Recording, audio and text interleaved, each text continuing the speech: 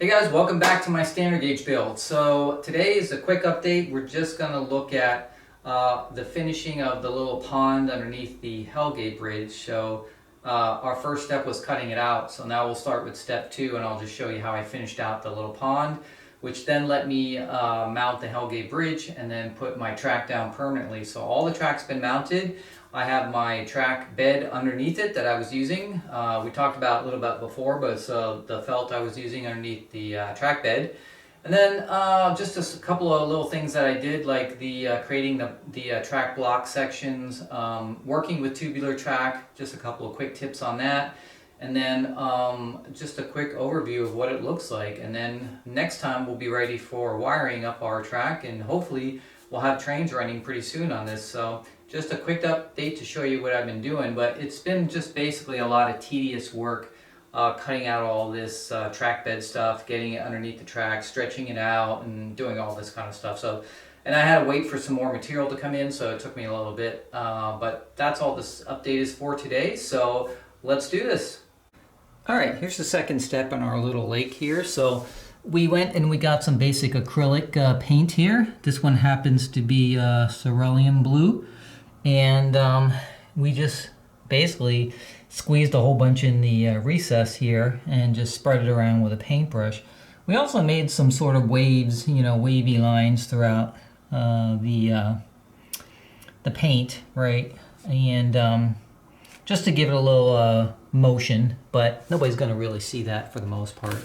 And I just painted it up to the sides, right up to the green carpet, and that's pretty much it. So we're going to wait for this to dry, and then all we're going to do after that is we're just going to fill it with realistic water, and that's pretty much going to be it. And that'll just kind of recreate our little bit of lake. Now I used purposely a really bright blue on this. Typically when you put the realistic water in here, it darkens it a little bit, but I still wanted a brighter color just because it's standard gauge, and everything about standard gauge is bright colors. So that's really kind of why I picked this particular blue. And that's pretty much it. So next step is going to be put in the realistic water. So we'll have to let this dry. There's some pretty thick areas on it, so probably let it dry a couple days before we put in the realistic water, and then pour that in there, and then we'll see if we need any kind of trim around the edges, but I don't think so. I think we're going to just be able to leave it the way it is, and it'll be fine. So all right, so here's the finished product, and you can see basically it's I just filled it with this realistic water from Woodland Scenics. This stuff you basically just pour in, and it sort of self levels and then dries. You have to do it at a couple layers at a time. You can't just pour it in, because remember, this was like 3/4 inch depth here, so to get it up near the edge, I had to pour like 1/8, 1/4 inch layers at a time, let it dry like for 24 hours, and then next layer. So otherwise, I think if you don't do that, it doesn't really dry. But anyway, yeah, so it looks good. Now, originally when I did this, I was going to put little weeds and stuff in there, and so I actually did do that. Before I put the final layer on, I actually threw some weeds on there when it was sort of like in a jelly-like state. And after I did that, I was like, you know what? This doesn't fit. Like, the detail didn't fit with what I was going after with this toy-like sort of theme going on here. And I'm like, I purposely made this color blue, so it kind of looked like somebody took a crayon and drew with it or something like that. A bright blue color, almost like a swimming pool, right?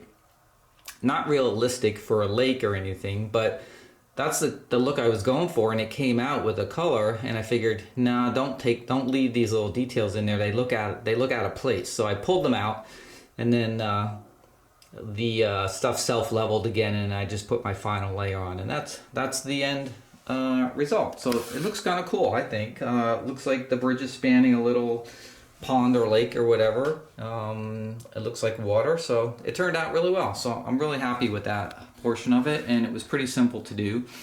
And I had to use, actually, for that little space, I had to use 2 bottles of these, because this stuff does shrink when you let it dry between the layers a little bit. So it goes down and you have to fill it back up. But yeah, And I actually was going to fill it up to the top originally, all the way up to the edge. And then I'm like, no, I'm going to leave it sunken just a little bit because it gives it just a little more sort of 3D texture to it. So, yep, and that's it. So then after I got that, then I could actually put the Hellgate bridge in its final position and then start laying the track.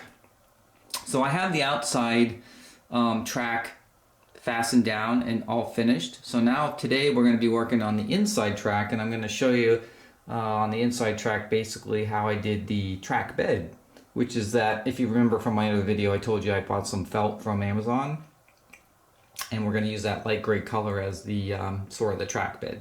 So let me show you how I did that, and then today we will have a completed track installation. So everything will be fastened down, and we'll be ready to start wiring it up with all the control systems and everything. So we're getting really close to running trains. All right, so let's see the finished product, because that's really what we're after here. And you can see here I have all the track laid down now. Everything's been spaced out correctly, and I have this sort of pseudo road track bed underneath it, right? Which is, you remember, was that felt that I was using. And all I did was basically cut strips of these felt. I did about a 1/2 inch overhang from the track tie, and that's all I really did. And then when I came to the curves, I really just took a piece of curve track. I actually took it apart, took the rail off, and I used the rail as the guide for the arc to cut around it. And I just cut it out with scissors. And I didn't want to make it perfect, so it's, you know, not perfect going around everything. It's a little wider, a little skinnier around certain parts of it. It just depends, but I think it turned out really good because it's giving me the sort of that toy look that I was after, and I think it looks pretty good. It was pretty cheap. It was time consuming cutting all these pieces out, and then what I did basically is, for the joints, I just put them underneath a track tie, and then when I screwed it down, that sort of keeps the joints together wherever they happen to be. And of course I just used regular track screws to screw it down to the platform. So between the felt of the track bed and the carpet, right, that's about as insulated as you're going to get from the plywood. So and that's pretty much it. Now what I did do is I first did the outer loop and made sure that it was completely centered on the platform, and I ran some cars around the edges and the corners to make sure everything cleared. So what I did is I took my longest passenger cars I have, which are the ones out of the Hiawatha set. These things are just incredibly long with the biggest overhangs, and I ran them around basically the track so that I could just check everywhere to make sure that wherever it went, it wasn't going to hit anything. So I checked to make sure it wasn't going to hit the windows. You know, I went through the Hellgate Bridge, went through all the curves, and it's really the curves that are the problem. And then what I did is I had more than one as I was doing it, and as they're coming around the curves here, anything close, like you can see this area right here where they come together, I made sure nothing was going to hit. So that's how I came up with the spacings between all these tracks. Because with tubular, you do have a little leeway. You know, you can kind of move it back and forth a little bit. It's not as rigid or strict as like fast track or something like that. So you have a little play, and you can move things and make them how you want them. So when I have two trains running here, no trains would ever collide based on these huge cars. And I'm not sure there's many more standard gauge cars that would be any longer than Hiawatha's. I can't think of any. I know the state cars are big and they're a little wider, but I don't think they're longer. So if they are, they're about the same size.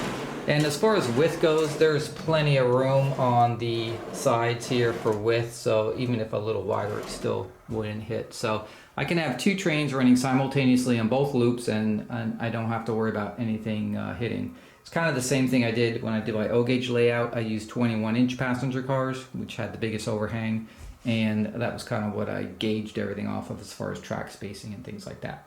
So that's pretty much it. Pretty simple. Again, just a simple felt that I'm using underneath the track here, just to give that gray look. And that's pretty much it. Now, one thing I did when I was planning out the track, as you remember, I'm going to be running DCS, TMCC, and also conventional. So I have three basic types that I'm going to be running. And so I want to make sure that the wiring was going to be up to snuff for all those. Now, this is a really simple, small bunch of loops here. But what we're going to do is I'm going to like act as if this was a big layout and show you when we get to the wiring part how you would wire for like DCS or something like that to make sure your wiring is up to snuff and you're going to have the best signal going all around the track. So what I basically did is I split these into two power blocks, and where you see these little pieces of blue tape is where I have the insulator pins in the center rail here. And so when we get to the wiring on the next video, we'll show you how I'm feeding the different track blocks. But what I've done is made sure that before I put all this down, I had these pins in. And then the other thing is I put these lock-ons, which are lighted lock-ons, in the different sections. So I've got basically 4 lock-ons, 2 for each loop, because they're broken into 2 power blocks for each loop. So lock on here, I got a lock on here, and I like these because they're lighted lock-ons. They're the Lionel lighted lock-ons, right? So they'll be lit to let me know there is power to the track. So I'll always be able to tell if there's any issues. And then also, we'll get to this later, but of course in the DCS companion manual, they do talk about putting an 18-volt bulb across the feeds, powering the track for the DCS, and it helps clean up the signal supposedly. Doesn't make it stronger, but it just cleans it up makes it just a better signal coming out of the TIU. So using the lock-ons gives me a couple things. It gives me the old school look. It gives me lights so I can tell there's power to that track. And then it also will help with the DCS signal cleanup, supposedly. That's what they're saying anyway. But anyway, that's what we did. So we have there's 2 lock-ons in the back there, and there's 2 in the front here, and each will power half of the power blocks.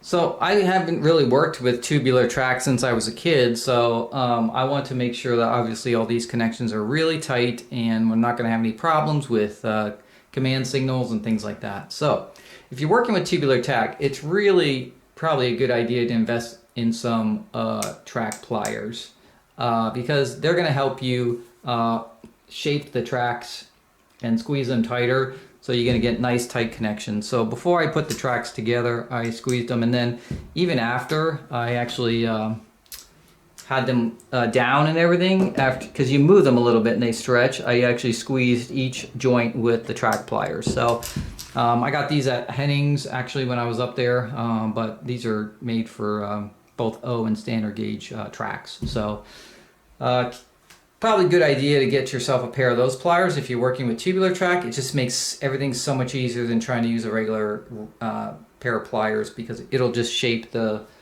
tube perfectly. And that's pretty much it. So it was just a lot of tedious work cutting all the track bed pieces, getting everything aligned.